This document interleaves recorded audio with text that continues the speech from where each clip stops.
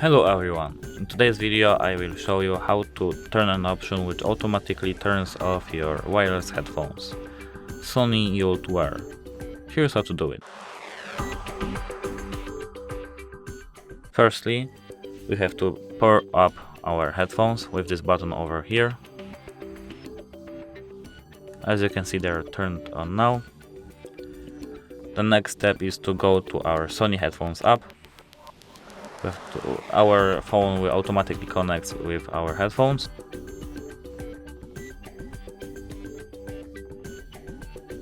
As you can see, we are now connected with our headphones. The next step is to go to the System tab, scroll down, and there is automatic power off. We have to off when headphones are removed. Headphones will turn off automatically if not worn for a certain amount of time. It will definitely make your battery life longer and better. That's everything for today. Thank you for watching. Like and subscribe for more these types of videos. Goodbye.